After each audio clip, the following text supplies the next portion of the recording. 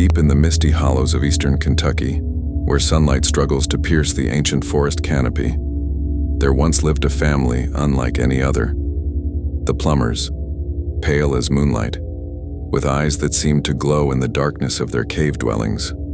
For decades, they moved like shadows through the Appalachian wilderness, appearing only at dusk to gather what they needed before retreating to their underground world. Local folk crossed themselves at the mention of their name, whispering of unholy unions and broken covenants with God. This is not merely a ghost story. This is the forgotten history of America's cave people. If you're fascinated by hidden American histories and the mysteries of Appalachia, make sure to subscribe to our channel. Hit the notification bell to join us as we unearth the stories time has tried to bury. Leave your thoughts in the comments below. What forgotten histories lurk in your hometown? The Appalachian Mountains stand as ancient sentinels along America's eastern corridor, their ridges and valleys folding into themselves like the pages of a book no outsider was ever meant to read. In the late 19th century, while America's great cities bustled with the promise of industrial revolution, these mountains remained a world apart, a place where time moved differently, where old ways persisted, and where the land itself seemed to harbor secrets. Kentucky's eastern counties, Clay, Knox, Bell, and Harlan, were particularly isolated. No railroads connected these communities to the outside world until the dawn of the 20th century. The people who settled these remote highlands came primarily from Scots-Irish stock, bringing with them fierce independence and traditions that stretched back to the old country. They built their lives in narrow valleys known locally as hollers, where family compounds might exist for generations with minimal contact with the wider world. It was in these shadowed hills, sometime around 1850, that the first whispers of the Plummer family began to circulate among local communities. Unlike other isolated families of the region, the Plummers chose an existence that seemed deliberately separate from even their nearest neighbors. They did not farm the cleared bottomland like others. They did not attend the occasional gatherings at Crossroads General Stores. They did not send their children to the sparse schoolhouses that dotted the countryside.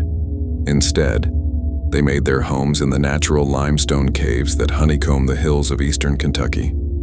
In a landscape already defined by isolation, the Plummers created a deeper seclusion still, one that would soon become the foundation for a legacy of fear, superstition, and tragedy. William Bentley, a circuit-riding preacher who kept journals of his travels through the region between 1860 and 1892, provided one of the earliest written accounts of the family. In my journeys through the wilderness of Knox County, I have twice encountered the strange clan known locally as the Plummer folk. They appear as ghosts at the edge of the forest, pale beyond natural countenance, with eyes that reflect the firelight like those of nocturnal beasts. The locals refuse to speak of them directly, making only the sign of the cross when their name is mentioned. I am told they dwell not in cabins as God-fearing folk should, but in the very bowels of the earth, in caves where no Christian light penetrates. Bentley's account, while colored by the religious perspective of his time, offers us a rare glimpse into how the Plummers were perceived by outsiders. His description of their unusual appearance, particularly their extreme pallor and reflective eyes, suggests a family that had adapted to a troglodytic existence, living primarily in darkness, emerging only at dusk or dawn. But who were the Plummers before they became the cave people? What circumstances led an entire family to retreat from conventional society into the limestone hollows of the Appalachian wilderness? The genealogical origins of the Plummer family remain shrouded in uncertainty. County records from the early 19th century are sparse, and many were lost in a series of courthouse fires in the 1880s. What evidence remains suggests that the patriarch, Ephraim Plummer, arrived in eastern Kentucky sometime around 1820, possibly migrating from the mountainous regions of western Virginia. Local historian Margaret Hoskins, who compiled oral histories of Knox County in the 1950s, recorded several accounts from elderly residents whose parents and grandparents had encountered the family. My granddaddy told me Ephraim Plummer came here running from something terrible. Some said he'd killed a man back in Virginia. Others claimed he'd broken some powerful taboo, maybe married his own cousin or sister, Nobody knew for certain, but everyone agreed he came with darkness following behind him. Whatever the truth of Ephraim's past, by the 1830s, he had established himself in one of the most remote areas of Knox County, in a narrow valley known locally as Devil's Hollow. Unlike other settlers who cleared land for farming, Ephraim built only a crude temporary shelter before discovering the network of caves that would become the family's permanent dwelling. The caves of eastern Kentucky are part of an extensive karst system, a landscape formed by the dissolution of soluble rocks like limestone, creating sinkholes, underground streams, and elaborate cave networks. Some of these caves extend for miles beneath the surface, maintaining constant cool temperatures and high humidity regardless of the season above. They would have provided natural shelter, a constant water supply from underground springs, and protection from the harsh Appalachian winters. Ephraim's choice to inhabit these caves rather than build a conventional home was unusual, even for the time. The decision separated the Plummers from other settlers in a fundamental way, physically removing them from the patterns of normal community life and surrounding them with an aura of strangeness from the beginning. County tax records from 1835 list Ephraim Plummer as owning 120 acres of unimproved wilderness land, but no structures of taxable value. By this time, he had taken a wife, though her origins remain unclear. Some accounts name her as Sarah or Sarah Beth, possibly from a nearby settlement. Other stories suggest she was a young woman Ephraim encountered already living a solitary existence in the forest, a child abandoned or lost, raised somehow in the wilderness. This latter account, while less plausible, became the preferred narrative in local folklore, adding another layer of mystique to the family's origins. As one tale recorded by Hoskins relates, the woman Ephraim took to wife wasn't natural born. She was found as a tiny child after a great flood, floating in a basket made of strange reeds not known to grow in these parts. Some said she was an orphan of Indian blood. Others whispered she might be something not entirely human, a changeling left by the forest spirits. By the 1840s, Ephraim and his wife had produced at least 5 children. None were registered in official birth records, but their existence is confirmed through scattered mentions in church records and the journals of travelers. The children were described as unusually pale with light-colored hair, suggesting a possible case of familial albinism or similar genetic condition that would become more pronounced in later generations. A Methodist circuit rider named Thomas Goodwin wrote in 1843, "Passed by the mouth of a great cave where the Plummer family makes their ungodly dwelling. Saw 3 small children watching from the shadows, their skin white as milk, their hair like flax. They fled like rabbits at my approach, deeper into the earth's dark maw. I called after them with God's word, but they were swallowed by darkness." The family's retreat into cave dwelling coincided with increasing tensions between the Plummers and neighboring settlements. Court records from 1845 mention a dispute between Ephraim Plummer and several local farmers over missing livestock. Though no charges were formally brought, the incident seems to have deepened the rift between the Plummers and the broader community. By 1850, the isolation of the Plummer family had become nearly complete. They rarely ventured to nearby settlements, instead subsisting on what they could hunt, gather, and grow in small plots near their cave entrances. When they did interact with outsiders, it was primarily through bartering, exchanging cave minerals, handcrafted items, or medicinal herbs for necessities they couldn't produce themselves. The lifestyle of the Plummer family represents one of the last known instances of troglodytic living, cave dwelling, in the American frontier. While many frontier families might use small rock shelters temporarily or during extreme weather, the Plummers' permanent residence in deep cave systems was extraordinary, even for the isolated communities of Appalachia. The caves they inhabited were likely part of the same extensive limestone network that includes the famous Mammoth Cave system farther west in Kentucky. These natural formations offered several chambers of varying sizes, connected by narrow passages that sometimes opened to the surface through multiple entrances. Such a structure would have allowed the family to move between different sections of their underground domain and emerge at different points on the mountainside. Dr. Eleanor Wells, a cultural anthropologist who has studied unusual settlement patterns in Appalachia, explains, cave dwelling offered significant advantages in the harsh Appalachian environment. The temperature remains constant, around 54 degrees Fahrenheit year-round, providing relief from both winter cold and summer heat. Natural springs would have supplied clean water, and the darkness would have preserved stored foods longer than in surface dwellings. However, the lack of sunlight would have created serious health challenges over time. These health challenges likely contributed to the plumber's most distinctive physical characteristics. Accounts consistently describe family members as unnaturally pale, with light-colored or whitish hair, and eyes sensitive to bright light. Some reports mention that their eyes appeared to reflect firelight unusually well, a characteristic that added to their otherworldly reputation among neighbors. From a modern medical perspective, the family likely suffered from a combination of conditions. The extreme pallor and light sensitivity suggest vitamin D deficiency, resulting from inadequate sun exposure. Their reflective eyes, which would have been advantageous in the cave's darkness, might indicate an unusually developed tapetum lucidum, the reflective layer that aids night vision in many animals. Some descriptions also hint at nystagmus, involuntary eye movements common in people with albinism.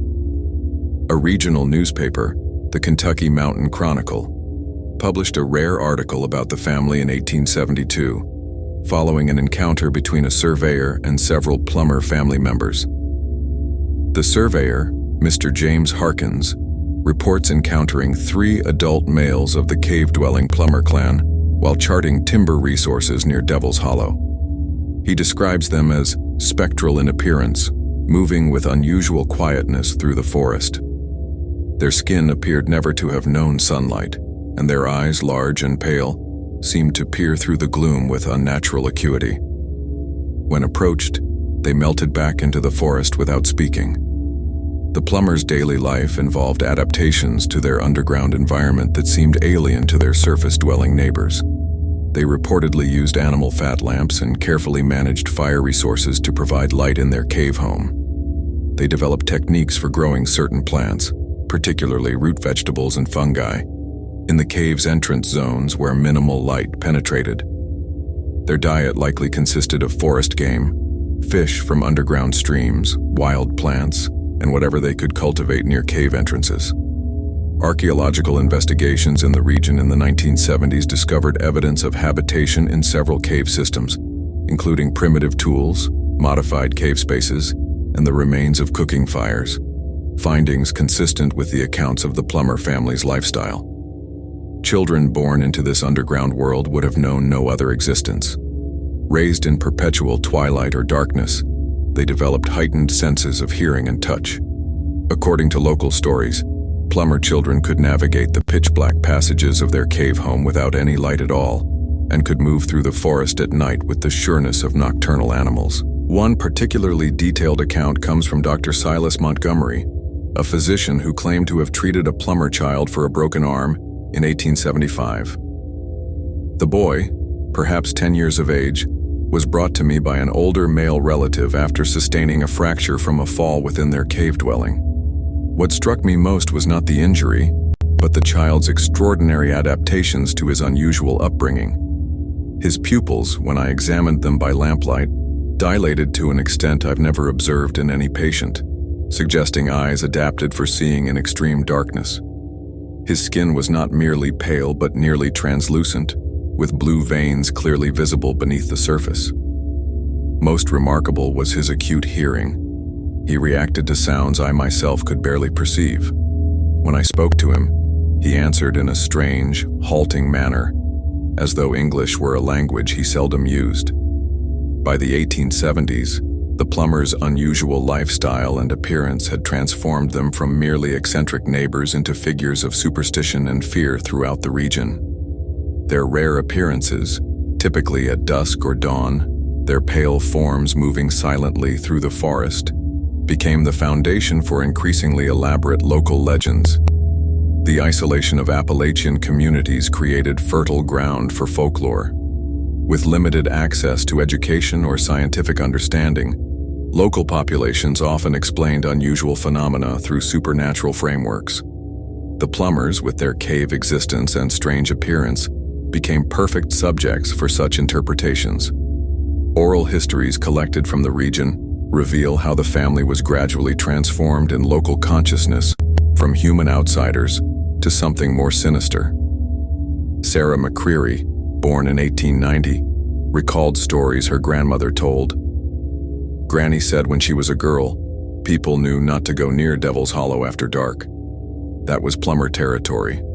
They wasn't like regular folk.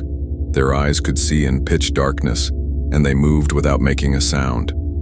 Some said they could smell a human coming from a mile away, like animals. Folks believed they had made some unholy pact with the darkness itself. As often happens with isolated groups who differ from the majority, religious explanations emerged to account for the Plummers' differences. In deeply religious Appalachian communities, physical differences or unusual behaviors were frequently interpreted as divine punishment for moral transgressions. In the case of the Plummers, whispers circulated that their cave existence and strange appearance were the result of breaking fundamental taboos. The most persistent of these stories claimed that the family's condition resulted from inbreeding, marriages between close relatives that violated biblical prohibitions. While there is no definitive historical evidence that the Plummers practiced consanguineous marriage more than other isolated mountain families of the era, the narrative took hold in local imagination. Reverend Josiah Williams, a Baptist preacher in Knox County, recorded in his church minutes from 1878, "The degeneration of the unfortunate Plummer clan serves as a living testament to God's law against the unholy union of blood with blood. Their retreat into darkness, both spiritual and physical, and the marking of their flesh with unnatural pallor, stands as warning to all who would break the Lord's commandments." This religious interpretation spread throughout the region, cementing the Plummers' reputation as not merely different, but divinely cursed. Their cave dwelling, once a practical adaptation to their environment, was recast as a shameful hiding from God's light, a physical manifestation of spiritual darkness. Other stories took on even more fantastic elements. Some claimed the Plummers could communicate with animals or forest spirits. Others suggested they practiced strange rituals in the depths of their caves, worshipping pagan deities brought from the old country. These tales, while entirely unsubstantiated, reflect how isolated communities often create narratives to explain the unfamiliar. A particularly enduring legend concerned the Plummers' supposed ability to predict deaths in the community. Multiple accounts describe family members appearing suddenly near a house shortly before a death occurred within. These appearances, likely coincidental or misremembered in hindsight, transformed the Plummers into harbingers of doom in local mythology. One such account, recorded in Hoskins' oral histories, comes from Jeremiah Caldwell, who was a young man in the 1880s. "2 days before my little sister died of the fever, my mother saw one of the Plummer women standing at the edge of our property just watching our house. Didn't say nothing, didn't come closer, just stood there with those pale eyes reflecting the dusk light. Mother called to her, but she turned and vanished into the trees. When Emily passed 2 days later, Mother said the Plummer woman had known somehow that they always know when death is coming." As the 19th century drew to a close, significant changes swept through even the most isolated regions of Appalachia. The timber and coal industries pushed deeper into the mountains, bringing railroads, company towns, and an influx of outside workers. This industrialization fundamentally altered the landscape and disrupted centuries-old patterns of life. For the Plummer family, these changes proved catastrophic.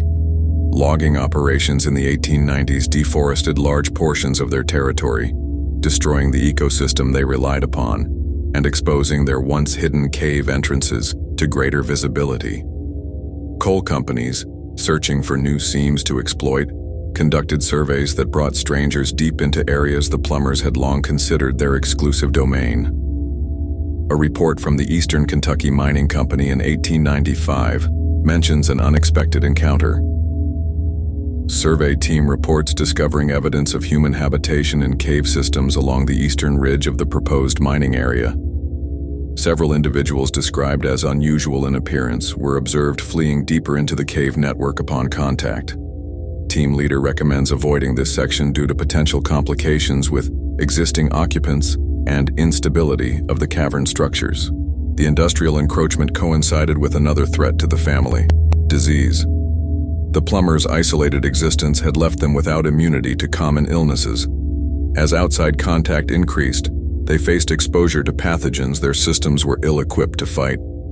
County death records, sparse though they are, indicate a sharp increase in Plummer family deaths between 1895 and 1910. The most devastating appears to have been an outbreak of tuberculosis, consumption, in the parlance of the time, which spread through the family around 1897. Their cave dwelling, once protective in many ways, likely exacerbated the spread of the respiratory disease among family members living in close quarters with limited ventilation. Dr. William Hayes, a physician in Barberville, recorded treating several Plummer family members during this period. The consumption ravages this unfortunate family with particular virulence. Their constitution, already weakened by generations of insufficient sunlight and unusual diet, offers little resistance to the disease. Their unusual living conditions, the dampness and confined air of their cave dwellings, only accelerates their decline. I fear they face extinction unless they abandon their troglodytic existence, a change they seem unwilling or unable to make. Beyond disease, the Plummers faced increasing hostility from new settlers in the region. Unlike the old families who had developed a cautious live-and-let-live approach to the cave dwellers, newcomers often viewed the pale, reclusive family with outright fear and suspicion. A particularly tragic incident occurred in the winter of 1902, when 3 young Plummer men were shot while hunting on land they had traditionally used, but which had recently been purchased by a timber company. The shooting was ruled self-defense by the local authorities, with the timber company guards claiming they had been threatened. No Plummer family members testified at the inquest, and no charges were filed. This incident, recorded in county court records, marks a turning point in the family's history. Following the killings, the remaining Plummers retreated deeper into the few undisturbed areas of their territory, their appearances in neighboring communities becoming increasingly rare. The final blow to the family's traditional way of life came with the flooding of Devil's Hollow in 1908 for a small hydroelectric project. This inundated several of their primary cave dwellings, forcing the remaining family members to relocate to less suitable habitations higher in the hills or to attempt integration into conventional society. Those who chose the latter path faced tremendous challenges. Generations of cave dwelling had left them physically distinctive and socially unprepared for life in even small Appalachian communities. Their extreme pallor, sensitivity to light, and limited social skills made them objects of curiosity at best and fear at worst. County welfare records from 1910-1915 mention several displaced persons of the Plummer connection receiving assistance. These documents provide rare insight into the fate of family members who attempted to join mainstream society. Martha Plummer, approximately age 40, and 3 minor children provided with temporary lodging in county poorhouse following abandonment of previous dwelling. Subject displays extreme photosensitivity and requires darkened room. Children show signs of malnutrition and developmental delay.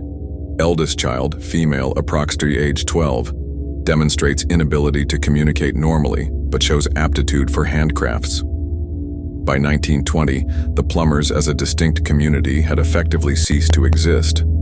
Some had died from disease or violence, others had been absorbed into conventional society, usually at its lowest margins, and a few may have moved deeper into the mountains, seeking places untouched by the advancing industrial frontier.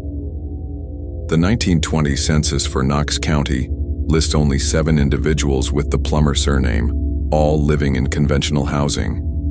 Their unusual physical characteristics, though still noted by neighbors, had begun to diminish through marriage with other families and adaptation to surface living.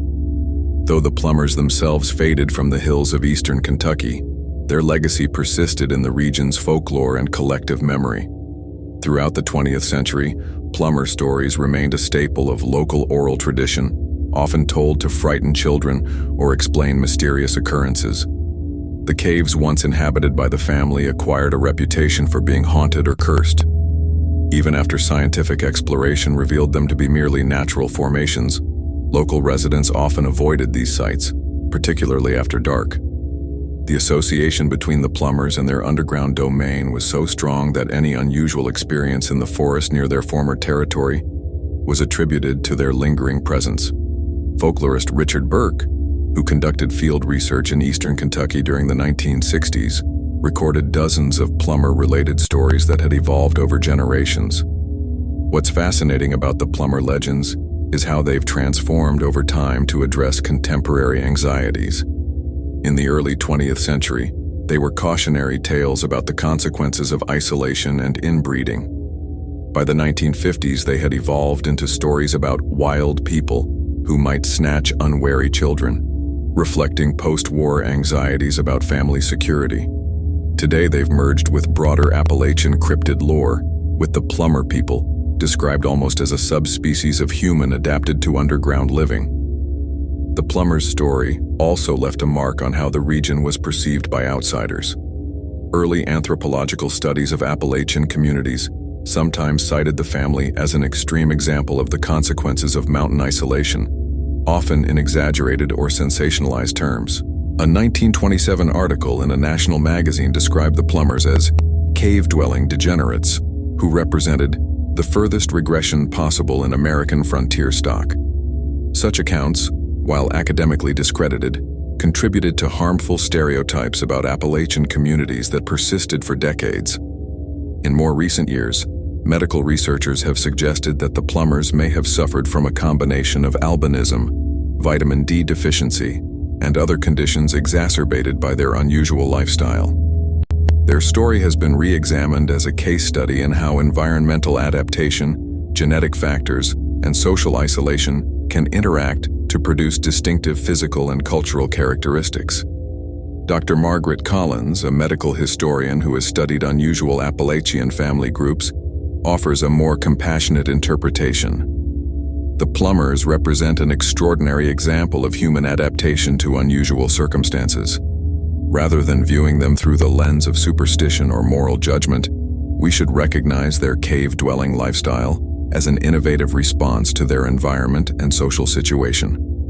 Their physical characteristics, the extreme pallor, light sensitivity, and enhanced night vision, were likely adaptations to their underground existence over multiple generations, combined with possible genetic factors that may have been present from the beginning. Despite this more nuanced understanding, the Plummer family remains primarily remembered through the dark lens of local folklore. In the hills and hollows of eastern Kentucky, their name still evokes a visceral response, a shiver of ancient fear passed down through generations. Local resident Harold Whitley, interviewed in 2010, expressed the enduring power of the Plummer legacy.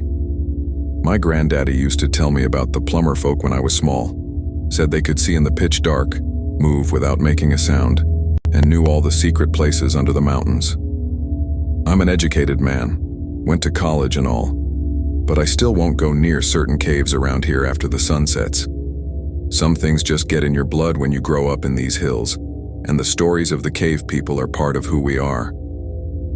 Today, little physical evidence remains of the Plummer family's unusual existence.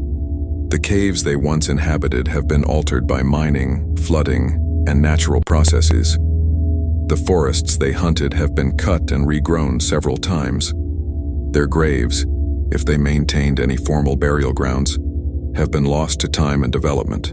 Yet their presence lingers in the cultural memory of the region, a reminder of how quickly humans can become mythology, how difference becomes deviance in isolated communities, and how fear of the unknown shapes our understanding of those who live at society's margins.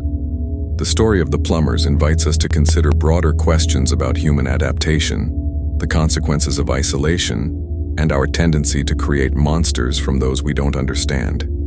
In an era when the world feels fully explored and mapped, their history reminds us that mysteries once existed in the shadowed hollows of America's own backyard, places where families could live for generations according to their own rules and traditions, separate from the flow of conventional history. Perhaps most poignantly, the Plummers represent a way of life that has vanished completely from the American landscape. While their cave existence was extreme even by 19th century standards, it embodied a self-sufficiency and independence from mainstream society that has become increasingly impossible in the modern world. The last word on the Plummers perhaps belongs to Eula Mae Jenkins, born in 1922, whose grandmother claimed to have known members of the family. Granny said they weren't evil like people made out, just different. They kept to themselves because that's how they wanted to live. The mountains let them be that way for a long time, but the outside world comes for everyone eventually. There's no caves deep enough to hide in forever. As the mist settles over the ancient hills of Appalachia tonight, somewhere in the darkness the memory of the Plummers, America's last cave dwellers, whispers still in the wind that moves through the hollow places of the mountains. Now I'd like to hear from you. Have you encountered stories of isolated communities in your region? Perhaps your family has passed down tales of unusual neighbors or mysterious figures who kept to themselves. The boundary between history and folklore is often thinner than we imagine, especially in places where the old ways persisted long after the modern world arrived elsewhere. Share your thoughts in the comments below, and if you're from Appalachia, I'm especially interested to know if the Plummer legends still echo in the hollers of your hometown. Until next time, remember that sometimes the most haunting stories aren't ghost stories at all. They're the forgotten histories of real people who lived at the edges of our understanding.